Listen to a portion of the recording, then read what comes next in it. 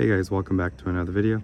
Today we're going to be replacing the oil pan gasket motor mounts, performing a liquid moly engine flush on a BMW 535i with the N55 engine. This is an F10. First thing we're going to do is warm up the engine, pour in the liquid moly, let it run for 10 minutes, drain out the oil, and then we'll get started on the motor mounts and oil pan gasket. Now this engine went a good amount of time well past its oil service interval. So what we're going to do is we actually already put a brand new oil filter, new oil. We're going to run it, get it warmed up, pour in the liquid moly, then run the system again for an additional 10 to 15 minutes and drain it out. And we'll see what the oil looks like. We'll also remove the oil filter and take a look at that filter, see how it is.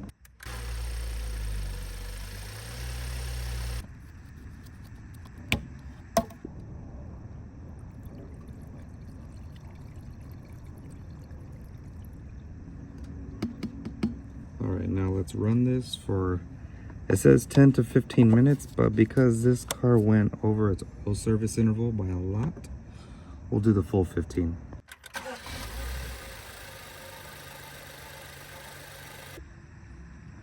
Alright, so we have 15 minutes ran with the liquid moly in the engine. Let's go ahead and drain that oil. Remove the cap, let's drain the oil a little quicker.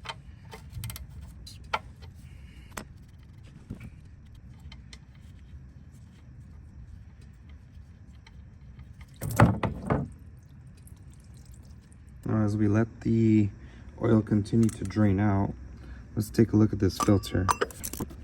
Don't forget, right here in this corner, oil tends to come out. Let's take a look at the inside. Not too bad.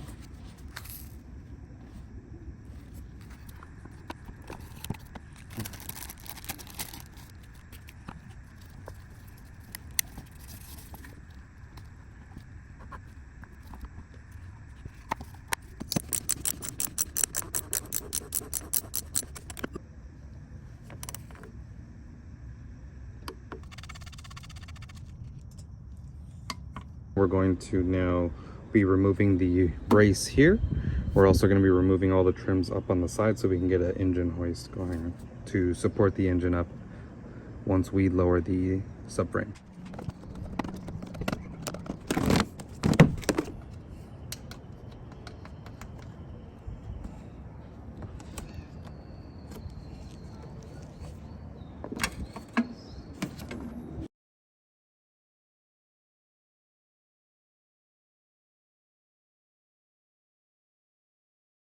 Okay, so now we gotta hook up the engine stand. We need a tow hook. This is not the tow hook that comes with the car. The one that comes with the car is a little longer. See, this one's a little shorter. You can use this one, it will thread in there. Some cars won't let this thread in though. The only problem with using the one that comes with the car is you only get about 2 to 3 threads, and that's what's going to be holding the engine.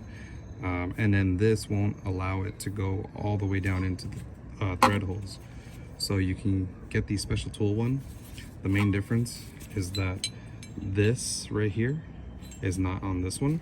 So this is going to thread in a lot more. So I'm going to show you the difference. So this is what it looks like with the tow hook installed. And you can see it's hitting the cylinder head right here in this corner. So it's not allowing, and you can still see the threads down there. It's not allowing this to thread in a lot. It's only got very little threads. See, a few turns and it's already out. Then the special tool one will actually go past the cylinder head and will allow you to thread in a lot more. The main thing here is safety.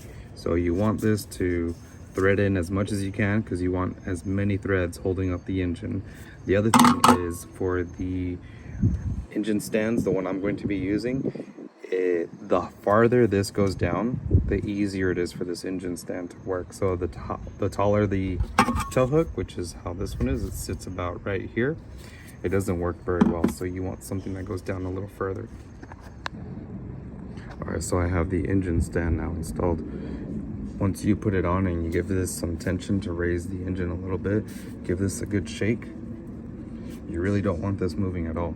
And you don't really need that much lift on this to get it to be stiff like this. And make sure you're on the frame here. You're not on the fender over here. This will completely damage the fender. You need the strong point in the fender here, not off to the side to where you'll damage your bowding cable for the hood or your coolant. Same thing on this side. Don't use the small pinch weld here. Get the frame right here on the big thick frame right here. Okay, so here we are at the front of the engine underneath the car. Now, to lower the subframe, we're going to have to remove 3 bolts on either side. These are 18mm bolts, one there, one just past the lower control arm, and the last one is going to be underneath this flap right there. We're also going to be removing this little bracket right here. This will just help when lowering the subframe. This is loose, but it also looked like there was some impact damage here. When we peel this back, we'll be able to see if there's any damage to the body of the car. Same thing we're gonna do on the other side over there. Remove the 3 bolts, and then we're going to lower down the subframe. Remove the motor mounts. There's a E14 bolt on this side right here. We'll loosen that up, get the bolt out. Same thing on the driver's side. A little easier to see the bolt on this side. And on the driver's side, we're also going to be removing this bracket in order to access the bolts on the oil pan on this side. And lastly, there's a E10 right here. This is going to be removed, and then any other wiring, we'll get to that too. I'll show you all the wiring we're going to be removing and disconnecting, just so we can lower the subframe enough to remove the oil pan. We're going to wipe off some of this oil just so it doesn't fall on us as we are working. Crack the bolt loose by hand. Now I'm just going to use an electric ratchet to drive it out the rest of the way.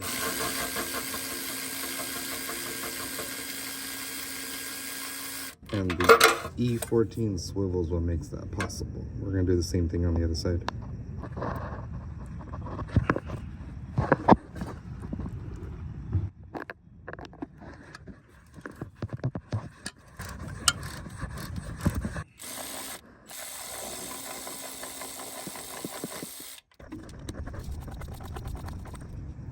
Okay, so now we got the motor mounts disconnected from the bracket, so now we're going to move on to the steering shaft. Since it's right here, you have 2 options. You have the E10 down here at the steering gear, or if you climb up just a little, you have another E10. I would recommend you detach this one, because removing it from the shaft up here is so much easier than trying to remove it from there. This is really hard. The splines are difficult to come in and out. You'll see right now, once I remove this E10, this just slides out by hand. So to give you an idea of the setup I have right now, I have an E10 swivel on a 1/4 inch extension on a long 1/4 inch ratchet. And I'm gonna be working right here, right under the subframe. It's a lot easier to work this way.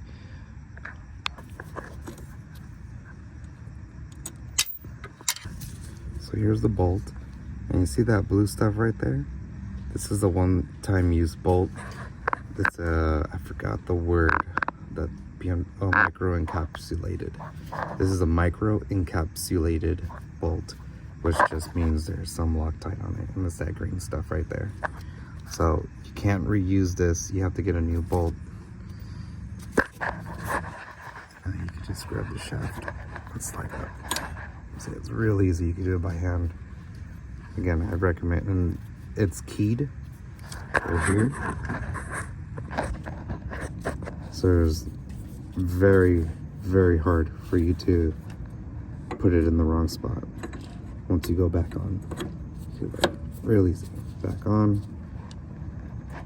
wiggle it off. Trying to do that over here is really next to impossible with one hand. So again, I would do this one. Okay, so now we're switching our attention to some bolts. Oh, this little cap here, this is from when we did the water valve. So now we need to disconnect two connectors from the steering gear. It's the main power cable and then the data bus cable. We'll just pinch this connector on both sides, slide it out. Since it's full of dirt, oil, it's a bit hard. If you're doing this and yours is stuck on there pretty hard too, you're going to be tempted to pull on wires to remove it. Don't do that. I know it sucks and it's going to be hard doing it, pulling it from here, but you don't want to risk pulling these out of the socket because then you're going to have a different set of problems. So just do your best to pinch the connector on both sides and pull it off. Like that. Okay, now the next one is going to be the power cable. We're going to push down here and pull off.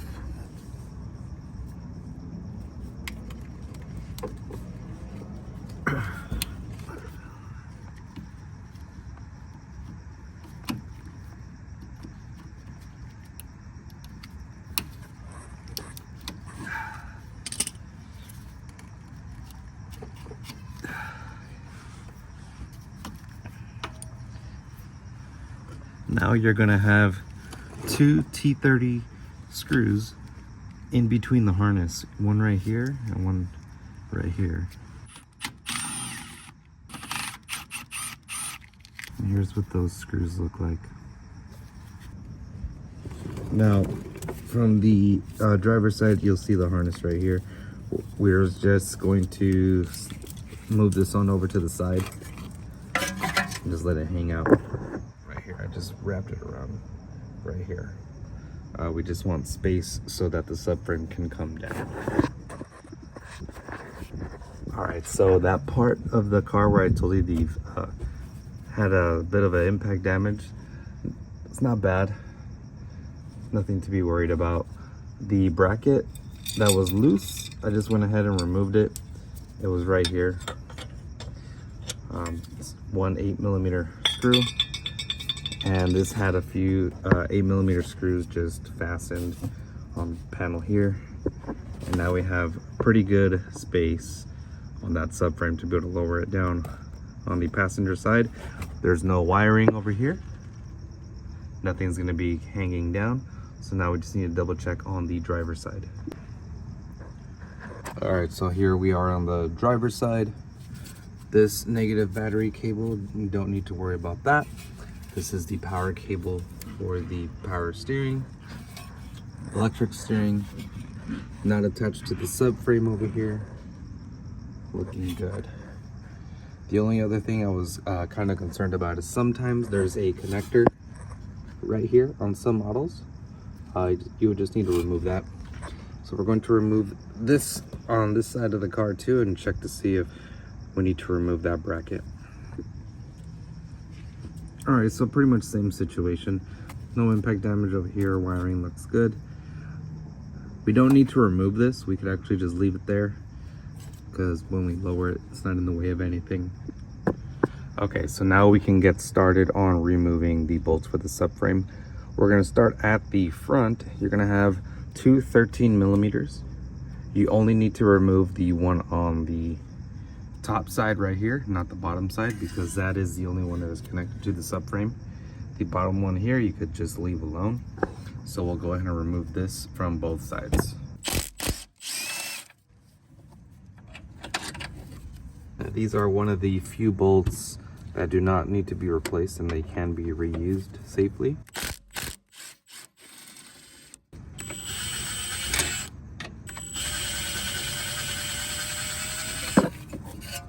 Now, one of the last things we need to remove is the sway bar link. This is a 18mm nut with a T40 in the center for the sway bar link.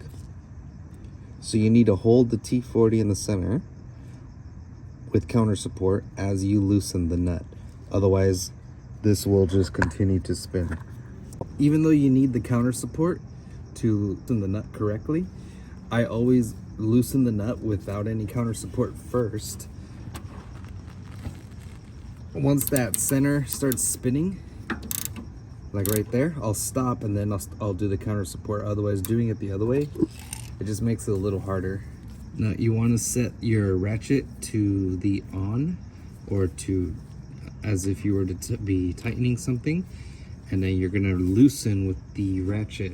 This is going to hold it correctly. If you do it the other way around, like this, it's just going to do nothing.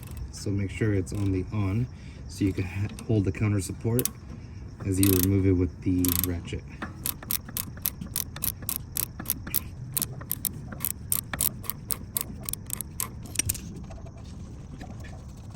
And there you have it. So this nut here is also a one-time use, so we're going to be replacing this nut as well. Now, when you go to remove the sway bar link, it might be stuck on there.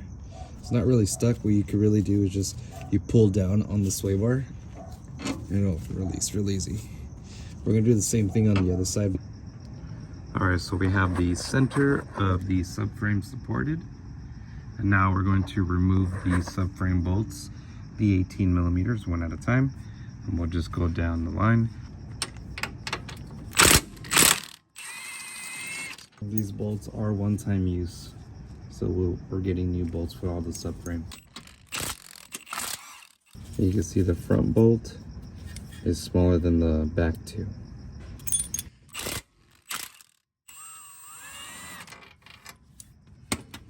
Same long bolt in the back. You have two smaller ones in the front and two back ones are longer, but they're the same bolt. And remember, all of these are getting replaced. Now, we're going to lower this down slowly. Seems like it got stuck already somewhere. Usually it gets stuck in the front over here. There it is. I just had to pull down right here. It gets stuck right in here.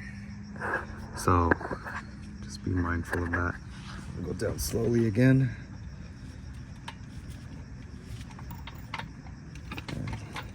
I'll help it down a little bit. I'm gonna use a pry bar to bring this down a little bit, help guide it down. There we go.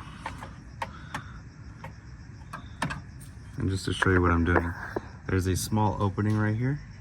So I'm coming with the pry bar, helping it, just guiding it down. We'll do the same thing on the other side.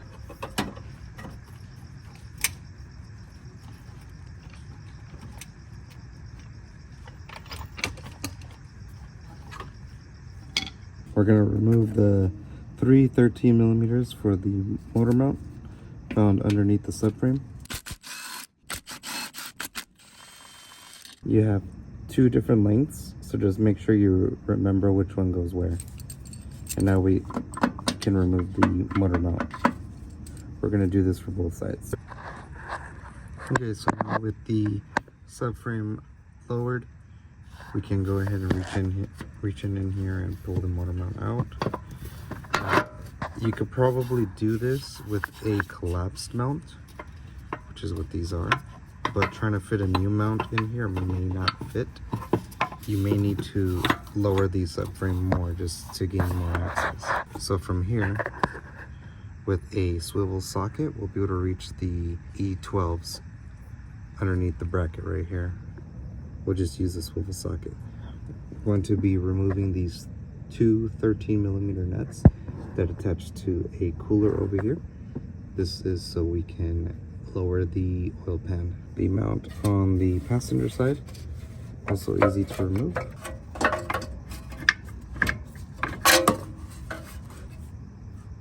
And like I said, to put in the new mount, you may need to remove the bracket. If you don't want to remove this bracket, just lower the subframe a little more in order to give you the space to slide in and out. Now for now, we're not going to put the new mounts in just because we want all this extra space to access all the bolts around the oil pan. Another tip towards the front of the engine, I want to show you something real quick. This bolt right here in the very corner is a different length than these small ones. and it's also a different length than those really long ones at the back of the transmission, or near the transmission. This is a very unique bolt because there's only one of them, and it only goes here. So this very small one won't fit, the very long ones won't fit. It's like a medium-sized one, but I'll show you this before we continue. And also, depending on the equipment that you have, if you have power steering with power steering fluid, you also need to remove a power steering pump that's right here, that's attached to a pulley here, and it's got a bracket that connects here to these bolt holes.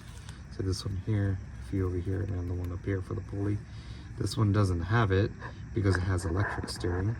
So if you have power steering with fluid, you need to take an extra step and remove the power steering pump, which means you also need to remove the serpentine belt because it's going to go around the pump as well.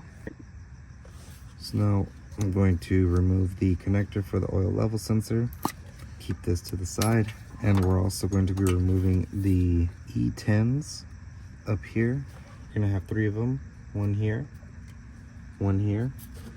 and the last one up here. These go from the transmission to the oil pan. Not to confuse the bigger bolts up ahead, up higher. Don't remove those. You're only going to be removing 3 E10s towards the bottom, and when you take a look at it, you'll see that they go into the oil pan.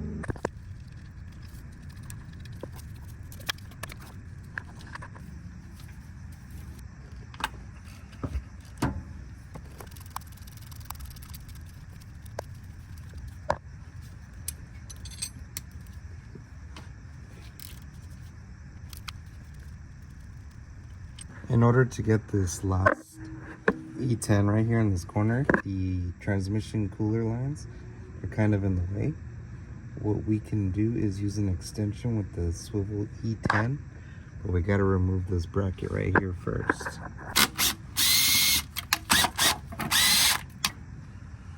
Okay, so this is the setup I have right now. So with that bracket out of the way, we can get in close with the E10 swivel. I'm gonna break it loose, but then remove it basically by hand afterwards. All right, so these 3 bolts that go from the transmission to the oil pan, those can be reused. We got them all off now. So now what we're gonna do is just remove all of the pan bolts. I'm gonna be using the E12 swivel and just remove them one by one. I'm not gonna bore you with that. We'll just time lapse it, or we'll just skip to when all the bolts are off.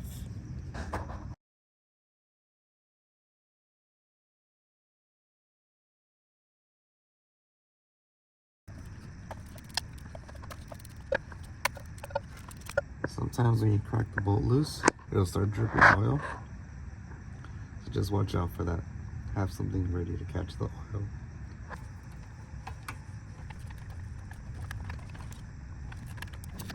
So these are all the bolts minus one. There's only one holding up the oil pan right now. But I wanted to show you the really long bolts. You have 2 of them. You have 3 semi-long. See these here? 2 long, 3 semi-long. And then you have the short ones, and then the one in between. This is the one that goes in that corner. So this is a unique one because it only fits in that top right corner. Okay, so now we have just the one bolt right here holding it up. We'll remove the last one and then lower the oil pan.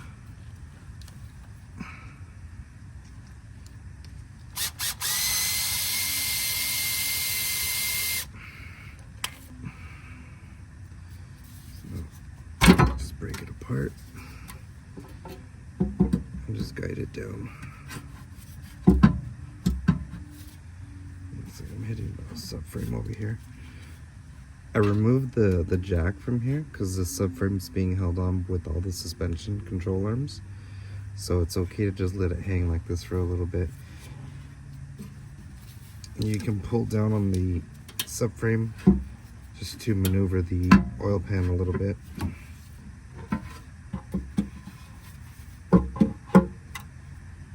It feels like something's holding it up. Let's see what's going on. Oh, it's the bracket. There's a 13 holding on from the cooler on the other side. Forgot to remove it. Here's what we'll do. We'll put this back up.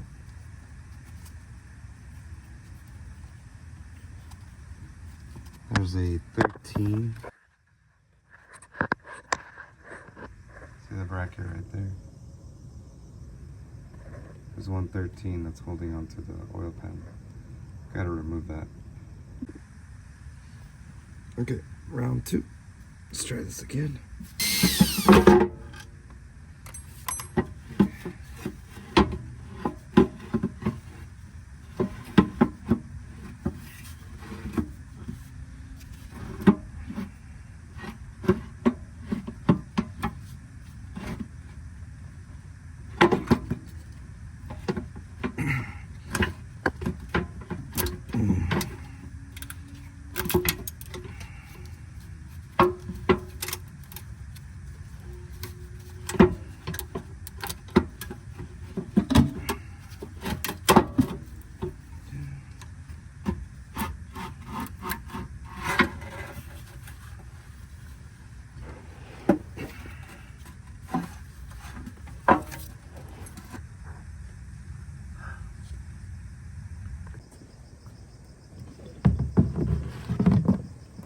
Alright, so here's the oil pan. We're gonna get this all cleaned up, get it nice and clean in the solvent tank.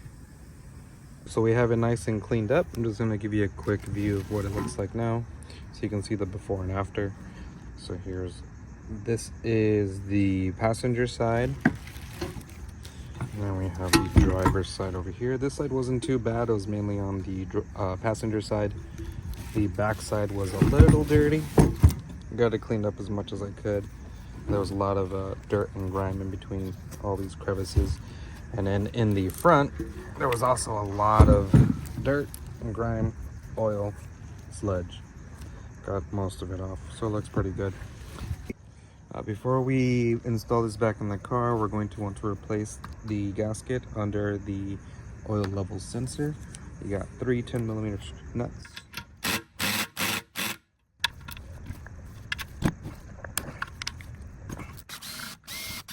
And now, if this doesn't come off pretty easy, just give it a little convincing right in here with the flathead. Doesn't take much. Don't worry, you won't break anything. And right in here, there's a small gasket. So we're just going to peel this away.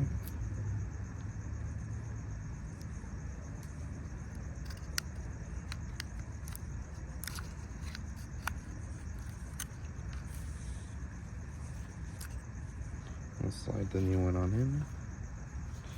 And remember, every part I use, every tool I use will be linked down in the description. And if you're liking the content so far, if you'd like to see other videos, consider subscribing to the channel. There's plenty of other videos and repairs for a variety of different cars and makes and models. Okay, now we're going to put this back.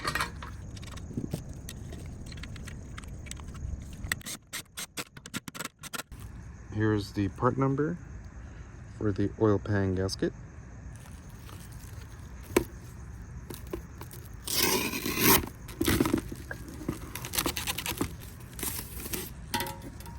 You don't need to worry about putting this on the wrong way, because right here you'll know right away if you're putting it on right or wrong. So see this, you have these holes lined up, but this right here isn't lining up, so you just have to flip it over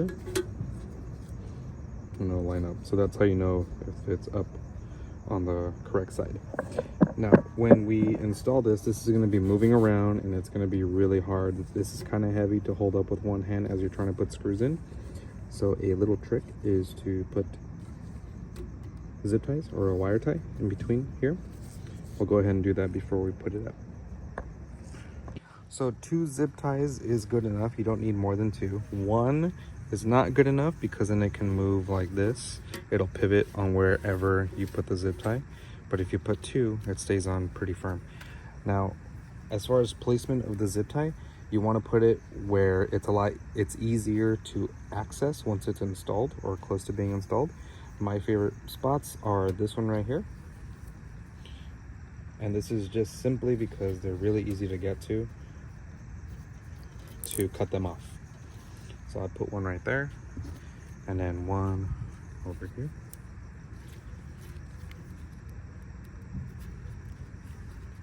It really doesn't matter if you choose this or this or this. It's just as long as it's in this area. Over here, you hit the transmission side. Over here, you're too far. And on this side, it's harder to access. This is just a lot easier, just somewhere over here. All right, so here we have also the last thing, the bag of screws we need, all the aluminum bolts. Remember, every bolt that we took off is one-time use. They are torqued to yield. We're gonna open this up. I'm gonna show you something.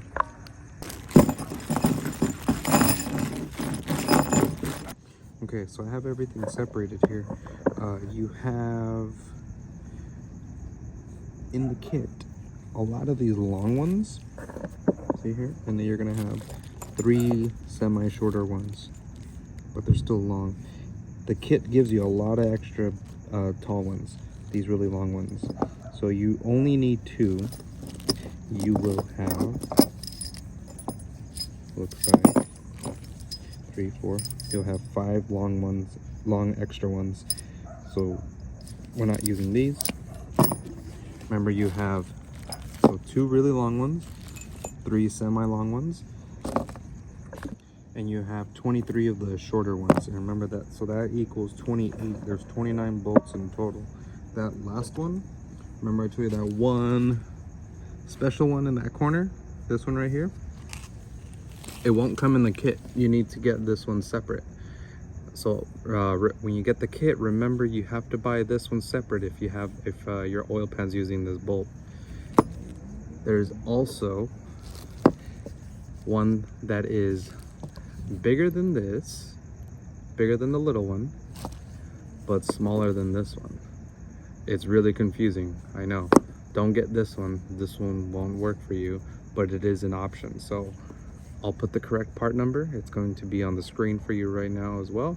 And even when you go pick up your parts, if you can ask the parts guy to double check, make sure this is the correct one for your vehicle, because some models do take this, but usually not. Usually you're going to be dealing with the bigger one right here. You can also, once you remove your oil pan, you can verify, make sure you have the right length.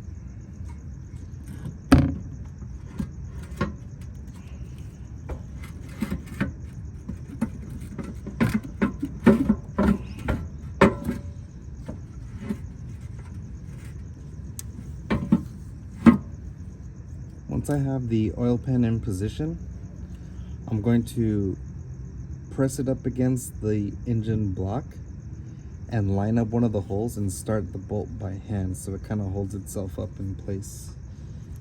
And then we'll just kind of go, oh, mosquito, get away.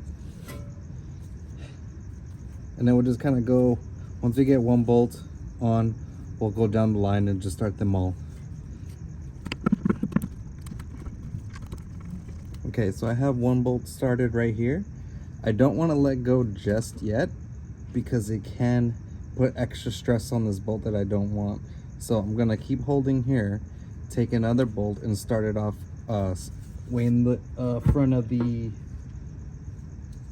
towards the front of the engine. Okay, so now Remember, you have 2 long bolts and 3 long bolts, but still a little smaller. The 2 long ones are going to go in the center, the 2 center holes, and the other 3 are going to go off to the side of that.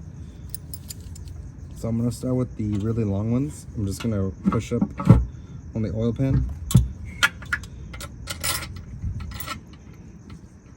And you don't have to worry about whether the gasket is lined up too much right here, because if we have 1 bolt here and 1 bolt over there lined up, the rest of it's going to be lined up.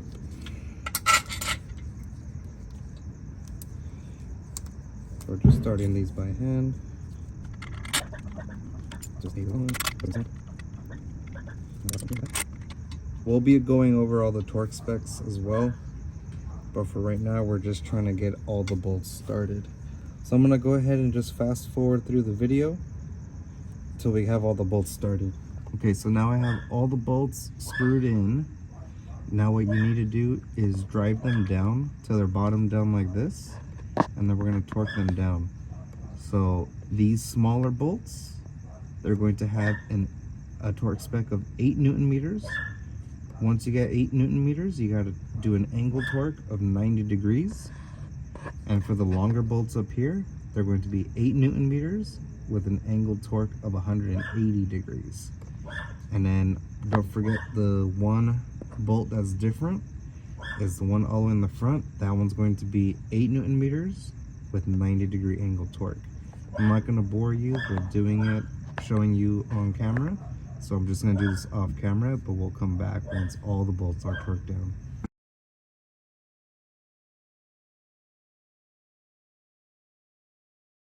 So to show you how we're going to do this, you're going to pick a bolt, you're going to torque it down to 8 Newton meters. And then once we got 8 Newton meters, you're going to do the 90 degree angle torque. Let me set this down. Then you'll do the 90 degree angle torque, and then you'll be finished. But with the longer bolts, remember this is going to be 180 degrees. So we're going to switch over to the 180 preset. And then with the fancy torque wrench like this, you can actually set it to where you can do your 8 Newton meters, and it'll quickly jump into the angle torque that you need. But we're just going to do one at a time. We'll start off with 8 Newton meters.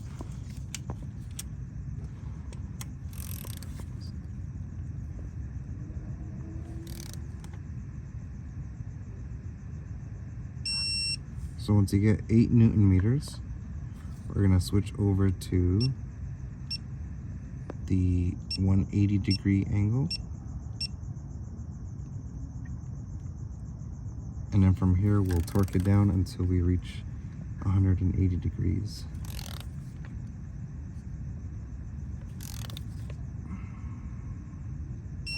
Right there, 180.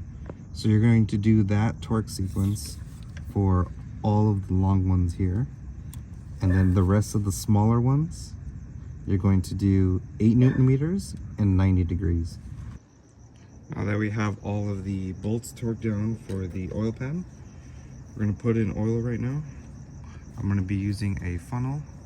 This funnel comes with a bunch of adapters you can use with a bunch of other cars, and it helps a lot in this engine because it's slanted at an angle. You have this bar in the way. Makes it really uncomfortable and very susceptible to spills. So this setup right here prevents any spills. I'll have a link down in the description so you can buy this funnel. This car takes 6.5 liters of either 5W30 or 0W30.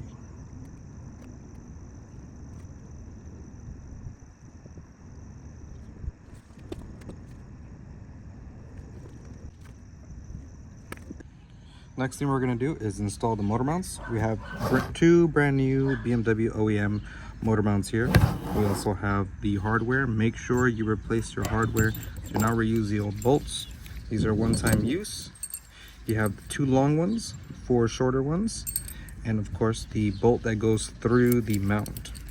Now all the part numbers for all of these parts will be linked down in the description below, so you can make sure you have the right parts for all your mounts. So for the mounts, there is a left and right side. So make sure you put the right one on the right side, left one on the left side. You cannot mix them up. It just won't let you.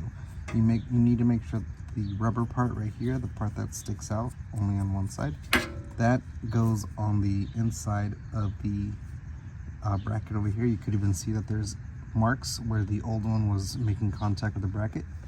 And then these bolt holes right here, these 3 prongs that stick out, they fit into a slot in here, and if you have it in the wrong spot, this won't line up. So it's kind of impossible to put this in wrong.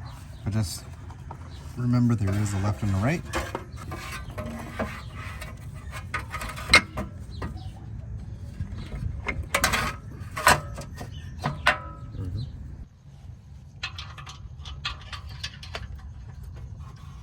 When you put in the bolts, wiggle around the motor mount on the top side over here, because you may need to line up the bolt hole a little bit.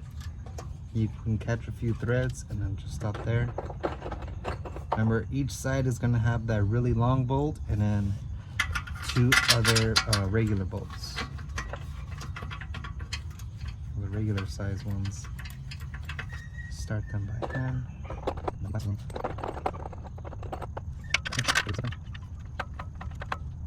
I'm gonna drive them down with the gun, but they do have a torque spec. I'll put it up on the screen right now. This is the really long bolt, and then the shorter one, and the one down here. And we're gonna do the same thing to the other side.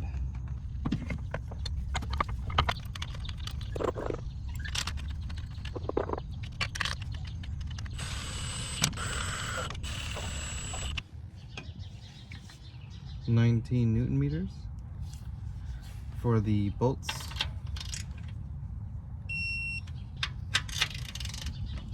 And that'll be all 3.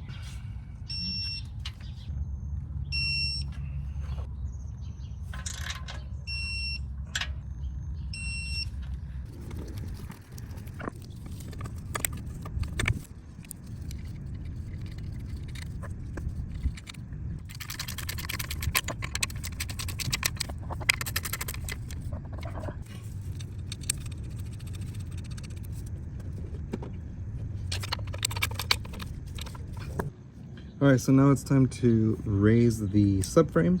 The only thing you got to worry about are these parts right here.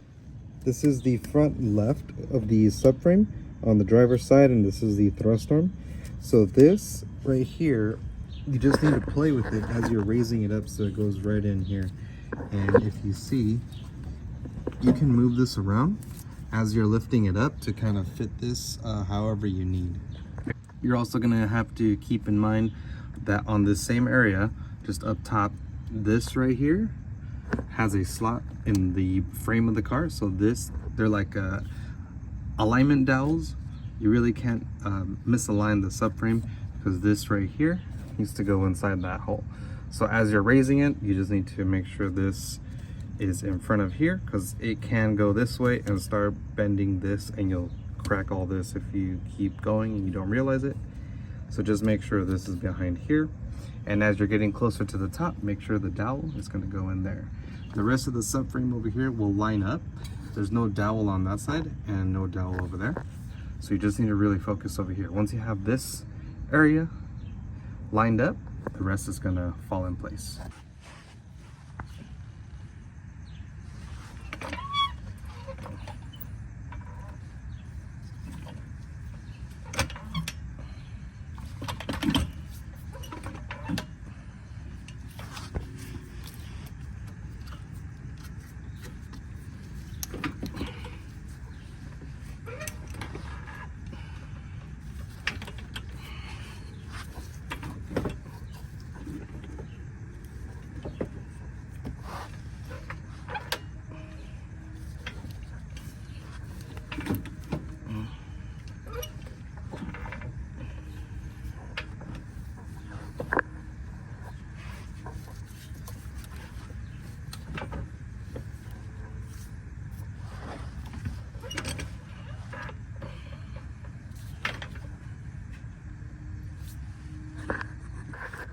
As you're going up, I'm getting some binding right here. Even though it's going up and it's already past this point, it still binds. You still need to try to move this around. So what I do is I get in here with the screwdriver and just kind of pry it around. Just make sure it's loose, it's not binding. Another thing is to make sure your motor mount isn't making contact with the bracket and it's going actually inside the hole. You can see my motor mount right here is not going in the hole, so it's actually putting pressure and it's actually preventing it from raising up even more. So I'm going to lower the subframe a little bit, readjust that motor mount so it goes inside that bracket. Alright, so I readjusted and now you can see that the motor mount's actually going inside that hole. What I ended up having to do was lower the whole subframe just a little bit, and then as I was raising it, it was getting stuck again, so it was just binding over and over again. What I had to do was just kind of lower it past the bracket so it's lowered just a little bit, and then from the back side I used a screwdriver to kind of just fling it inward and it just fell into place. So that was the issue with mine. It just needed a little bit of a help to go into that bracket because it's at an angle. So I'm just constantly checking. Every time I pump up the jack up a little bit, I'm looking around, just making sure nothing looks like it's being binded. So right here in the corner, I just keep prying it back like this. And every time I do that, after I put pressure, the subframe right here inches up a little bit. So you're gonna have to play with it as you're pumping this up. You're gonna have to play here, play with the motor mount, play with the bracket on that side, and also make sure those dowels are being lined up.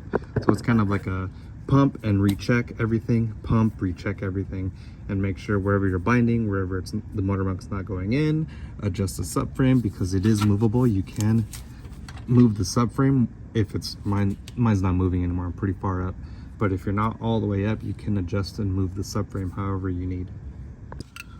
So I was pumping up a little bit and I got stuck again. And look over here, see how the dowel is not fitting in? You just need to adjust this, push the subframe back like that. See how I can align it? So I can pull the screwdriver back. This aligns the subframe back up in the hole like that.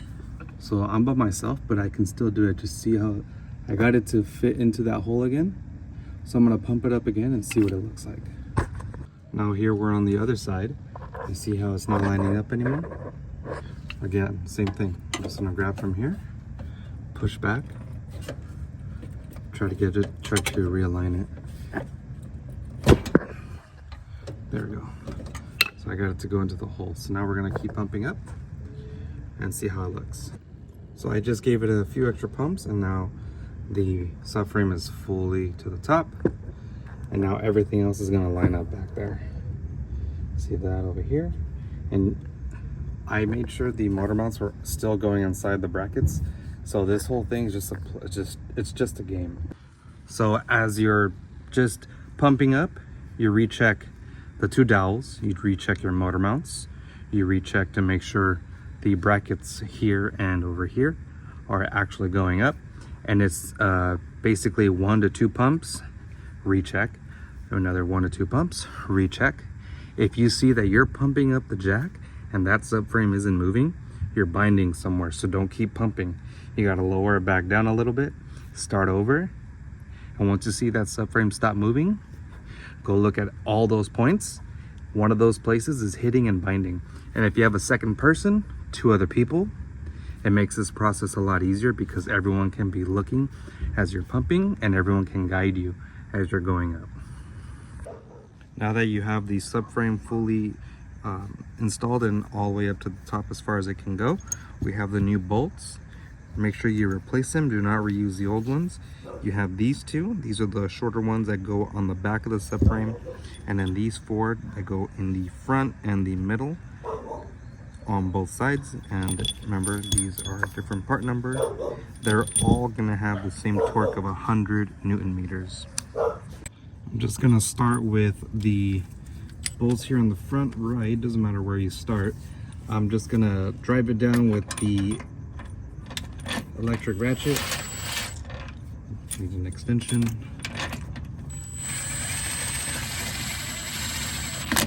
So I'm not trying to torque anything right now. This is just to drive it all the way up. We're gonna do that for all the rest of the 5 bolts for the subframe.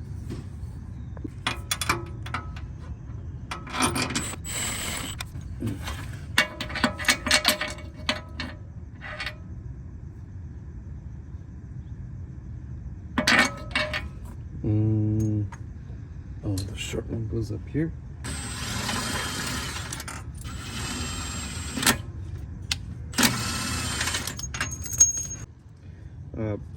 I apologize, I made a mistake. The small bolt of the 3, that goes in the front. The 2 bigger bolts go in the back. I figured that out because when I tried putting the small one in this hole right now, it didn't fit. And I realized that the small bolt goes in the front, so my mistake. But so big bolt here in the back, big bolt in the center, and the small one all the way in the front.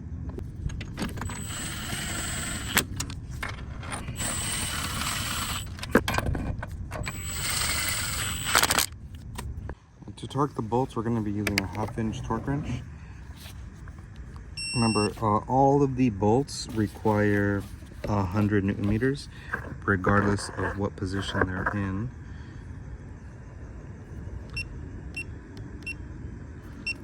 So we'll set this down to 100.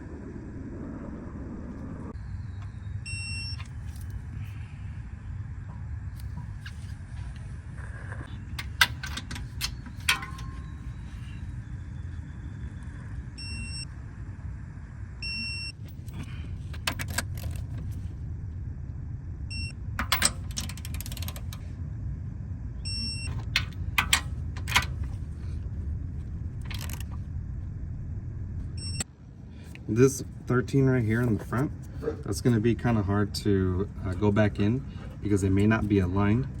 What I ended up doing is I got a flathead Phillips, slid it into the hole as much as I could, and just kind of convinced it to come over to the front so I can get the bolt started a little bit, just get through the hole, and then I can thread it in just like this, and you'll see it's gonna like shoot in till you get to the other side, and then you're going to grab it with your hand and you're gonna look for the threads on the other side. See it right there? I am pretty sure I found them right there. Yeah, right there. And you're just gonna go a little, just slowly, just to get it to the threads here. And then once again, once you go through, it'll slide in. So now you're just gonna look for the threads by hand again. Now we'll attach the harness for the power steering.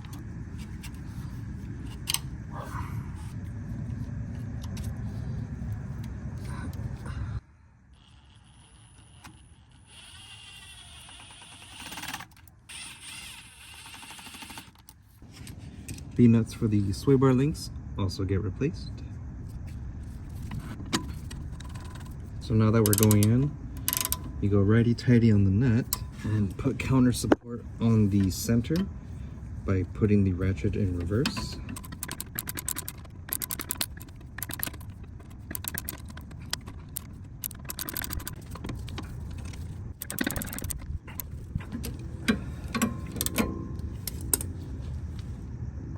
Okay, now we're going to install the bolt for the steering shaft. That also gets replaced. This is the new bolt, and here's the part number. See that blue stuff right there? That's the micro encapsulated material. That's Loctite, but it comes with the bolt already.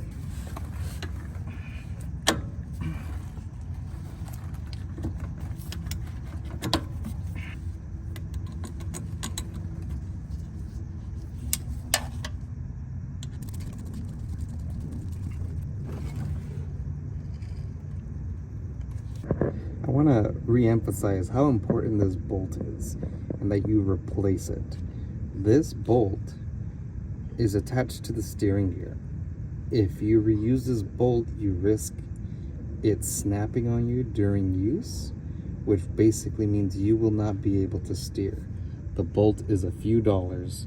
You can avoid a serious accident to you, your family, people near you. Replace this bolt. Do not reuse this. This is a critical safety item right here, and it's not expensive. Replace it. Next thing to do is to install the bolt for the motor mount right here, the one that goes in that hole. But you can see the bracket is sitting up, and that's because the engine is still being supported up top. So we're gonna remove the engine brace, lower down the engine onto the subframe, and then we can put in these bolts. And these are 100 Newton meters of torque. So we'll just crank this down.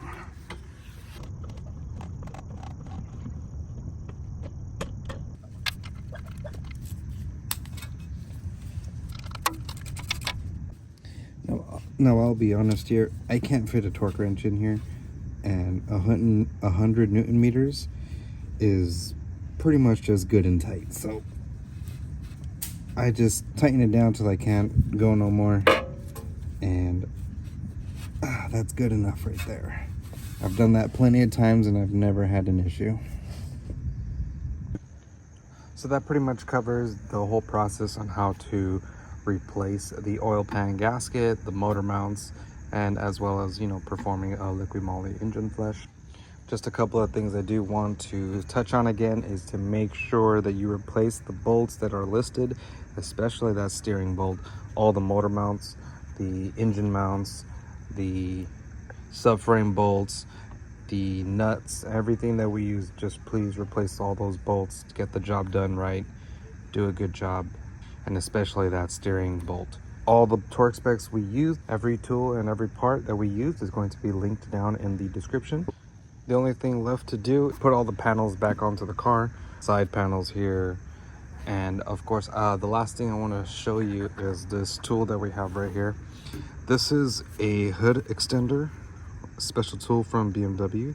That's what allows us to have all this space. Otherwise the hood will kind of be like right here, and you don't have much space. So I'll put a link and a part number for all these as well, because these come in very handy. So if you liked the video, if you learned something, consider subscribing to the channel for more videos coming up. And if you want to watch more videos on the BMW F10, click right here in the top left corner. And as always, I'll see you in the next one.